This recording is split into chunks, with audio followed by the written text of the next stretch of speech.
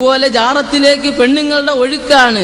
പെണ്ണുങ്ങൾ പള്ളിയിൽ പോയാൽ തകർന്ന്, മുസ്ലിയാക്കന്മാരുടെ വരമാനം നിസ്കരിക്കാൻ പോയാൽ മുട്ടി, അവർ തീർന്നു കഴിഞ്ഞ് അവിടെ ഹലാക്കാവുകയാണ്. പള്ളിയിൽ പോയി നിസ്കരിച്ചാൽ തീർന്ന്. ജാറത്തിൽ വന്ന് തവാഫ് ചെയ്താൽ കുഴപ്പമില്ല. അത് എന്തില്ലെങ്കിലും മക്കയിലെ മുശ്രിക്കുകളുടെ പെണ്ണുങ്ങൾ എങ്ങനെ തവാഫ് ചെയ്തോ അങ്ങനെ ചെയ്താലും തരക്കേടില്ല. പൈസ നമ്മളെ കീശയെ കയറിയാൽ മതി എന്ന തത്വങ്ങളാണ് ഇവർ പഠിപ്പിക്കുന്നത്. അവിടെ വന്ന് പെണ്ണുങ്ങൾ കാണിക്കുന്ന കോപ്രായങ്ങൾ എന്തൊക്കെ വിധത്തിലുള്ളതാണ്, എന്തൊക്കെ അനാചാരങ്ങളാണ് അവർ നടത്തിക്കൊണ്ടിരിക്കുന്നത്. മുസ്ലിയാരുടെ ഉമ്മായും പെണ്ണും പിള്ളയും അവിടെ വരത്തില്ല, ബാക്കിയുള്ളവരൊക്കെ അവിടെ വന്നോണം. മുസ്ലിയാർ അവർക്ക് വരേണ്ട ആവശ്യമില്ലല്ലോ. ഒരുപാട് ശാപ്പാടും കിട്ടും, നല്ല ചൂടിക്കിടക്കാൻ പട്ടും കിട്ടും, പാളയത്തോടം പഴവും കിട്ടും, എല്ലാം കിട്ടി നല്ല റാഹത്തായിട്ട് അവരങ്ങനെ ഇരുന്നോളും. പാവപ്പെട്ടവർ ഇങ്ങനെ വന്ന് തവാഫ് ചെയ്ത് കാണിക്ക ഇട്ടിട്ട് പൊക്കോണം. മുഹീദ്ദീൻ ഷേഖിനെ പോലുള്ള മഹൽ വ്യക്തിത്വങ്ങൾ, അള്ളാഹുവിന്റെ ഔലിയാക്കൾ നമ്മളുടെ കളിപ്പിള്ളേരല്ല എന്ന് മനസ്സിലാക്കണം. അവർ നല്ല ലാ ഇലാഹ ഇല്ലല്ലാഹുവിന്റെ ആശയം മനസ്സിലാക്കിയ അവരുടെ ജീവിതം മുഴുവനും അതിനുവേണ്ടി ഒഴിഞ്ഞു വെച്ചവരാണ്. അല്ലാതെ ഇന്ന് കാണുന്ന വാറോലയ്ക്ക് വേണ്ടിയല്ല, മാലയ്ക്കോ മൗലൂദിനോ കുതുബിയത്തിനോ വേണ്ടിയല്ല അവർ ഒഴിഞ്ഞു വെച്ചത്. ഞാൻ ആ തരീഖത്തിൽ പഠിക്കുന്ന കാലത്ത് എനിക്ക് ആദ്യകാലം മൗലൂദ് ഓതാൻ അറിഞ്ഞൂടാ.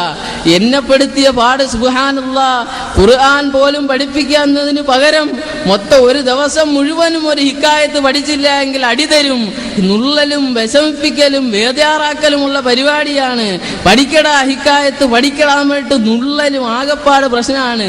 ഖുർആൻ പഠിച്ചില്ലെങ്കിലും കുഴപ്പമില്ല, എവിടെയെങ്കിലും പോയാൽ തിന്ന് ജീവിക്കണ്ടേ മുസ്ലിംമാർ. അതുകൊണ്ട് മൗലൂദ് പഠിച്ചിരിക്കണം എന്നുള്ള നിലക്കുള്ള സമ്പ്രദായങ്ങൾ എങ്ങനെ പഠിപ്പിച്ചുകൊണ്ടിരിക്കുന്നത്. അല്ലാതെ ഒരു നിലക്കുള്ള ഈ കൂട്ടരെ കൊണ്ട് യാതൊരു ഉപകാരവും ഇല്ല.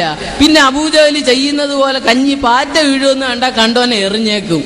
കഞ്ഞൂടി മുട്ടരുതല്ലോ, എറിഞ്ഞവന്റെ ഊപ്പാട് വരുത്തിയിട്ട് അടങ്ങത്തോള്. അതുപോലെ ഞാൻ പറഞ്ഞതുപോലെ ഈ തലപ്പ ഇരിക്കുന്നിടത്തോളം കാലം മുസ്ലിയാക്കന്മാരുടെ ബഹുമാനത്തിനോ ആദരവിനോ ഏത് ഖുറാഫിത്തരം പറഞ്ഞു കൊടുത്താലും പാവപ്പെട്ട ജനങ്ങൾ വിശ്വസിച്ചോളും കൈമടക്കം കൊടുക്കും. അതുപോലെ നൂലോതലും മന്ത്രിക്കലും എന്തിനു വേണ്ടിയാ? ലാ ഇലാഹ ഇല്ലല്ലാഹ് ഉൾക്കൊള്ളുന്ന മനുഷ്യന് നൂലിന്റെ ആവശ്യമുണ്ടോ, ചരടിന്റെ ആവശ്യമുണ്ടോ? റസൂലുള്ളാഹി സ്വല്ലല്ലാഹു അലൈഹി വസല്ലം പറഞ്ഞത്, മൻ തഅല്ലക ശൈഅൻ വകുലി ഇലൈഹി, ആരെങ്കിലും തന്റെ ശരീരത്തിൽ എന്തെങ്കിലും ബന്ധിപ്പിച്ചാൽ അള്ളാഹു അവനിൽ നിന്ന് ഒഴിഞ്ഞു മാറുകയും ആ ചരടിലേക്ക് അവനെ ഏൽപ്പിക്കുമെന്ന് റസൂലുള്ളാഹി സ്വല്ലല്ലാഹു അലൈഹി വസല്ലം പറഞ്ഞു. അതുപോലെ തന്നെ ഹുദൈഫത്ത് റളിയല്ലാഹു അൻഹു ഒരു പനി ബാധിച്ചു കിടന്ന മനുഷ്യനെ സന്ദർശിക്കാൻ ചെന്നപ്പോൾ അദ്ദേഹത്തിന്റെ ഇളിയിൽ ഒരു ചരട് കണ്ട്. ഉടനെ അദ്ദേഹം ആ സഹാബി പറഞ്ഞു, ലൗ മിത്ത വഹുവ അലൈക മാ സല്ലൈതു അലൈക, നീ ഈ നൂലുമായി മരണപ്പെട്ടാൽ ഞാൻ നിന്റെ മേൽ മയ്യിത്ത് നമസ്കരിക്കുകയില്ല. അത്രത്തോളം ഭയാനകത അതിനുണ്ട്.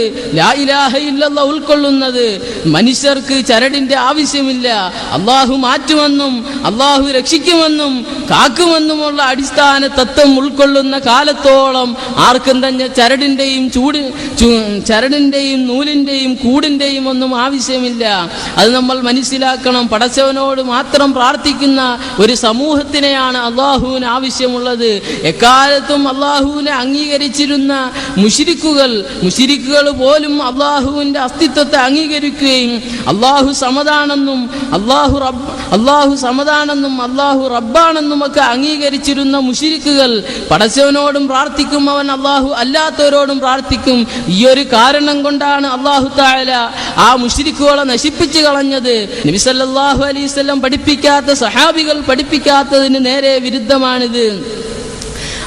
അവർ നിങ്ങൾ എന്തിനാണ് മുഹീദ്ദീൻ ഷേഖിനോട് പ്രാർത്ഥിക്കുന്നതെന്ന് ചോദിച്ചാൽ അവർ പറയും, ഞങ്ങൾ മുഹീദ്ദീൻ ഷേഖിനോട് പ്രാർത്ഥിക്കുകയില്ല, അള്ളാഹു കൊടുത്ത കഴിവിൽ നിന്നുമാണ് ഞങ്ങൾ അവരോട് ചോദിക്കുന്നത്, നേരിട്ട് പ്രാർത്ഥിക്കുകയില്ല. മുഹീദ്ദീൻ ഷേഖിന് അള്ളാഹു കൊടുത്ത കഴിവിൽ നിന്നുമാണ് ചോദിക്കുന്നത്.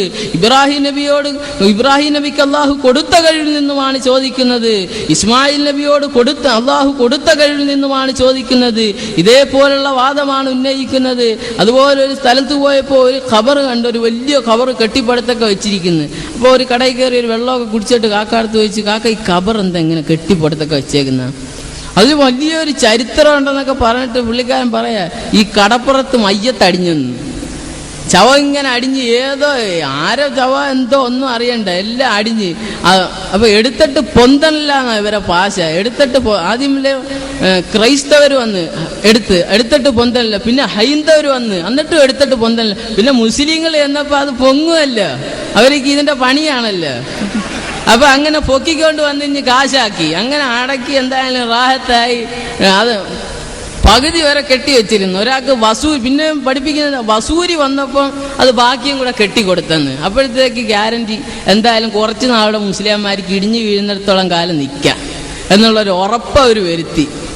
അങ്ങനെയുള്ള സമ്പ്രദായം. പിന്നെ അവിടെ എഴുതി വെച്ചേക്കും, ഇവിടെ സിയാറത്തിന് വരുന്ന പെണ്ണുങ്ങളെ ഉപദ്രവിക്കാതിരിക്കുക, കളിയാക്കാതിരിക്കുക, അവിടെ ഇരിക്കുന്ന മുല്ലപ്പൂ, പട്ട്, തിരി ഇതൊന്നും ആരും എടുത്തോണ്ട് പോകാതിരിക്കുക. പള്ളിയിലില്ലാത്ത വൃത്തിയെ കാട്ടിയ കബറിലുണ്ടാക്കിയേക്കുന്നത്. പള്ളി തുരുമ്പ് കിടന്നാലും എന്താ കിടന്നാലും അവിടെ കിടന്നോണം. ജാറത്തിൽ കിടന്ന പണി പൊളിഞ്ഞ്. അത് അറിഞ്ഞു വെച്ചോണ്ട് അവരങ്ങനെയൊക്കെയാണ് ചെയ്തു വരുന്നത്. അല്ലാഹു തആല ഇത്തരക്കാരിൽ നിന്ന് നമ്മളെ കാക്കുമാറാകട്ടെ. ലാ ഇലാഹ ഇല്ലല്ലാഹ് ഉൾക്കൊണ്ട് ജീവിക്കുവാൻ അല്ലാഹു നമുക്ക് തൗഫീക്ക് നൽകുമാറാകട്ടെ. യാഥാർത്ഥ്യം മനസ്സിലാക്കുന്നവരാൽ അല്ലാഹു തആല നമ്മളെ ഒരുമിച്ച് കൂട്ടുമാറാകട്ടെ. അസ്സലാമു അലൈക്കും വറഹ്മത്തുള്ളാഹി.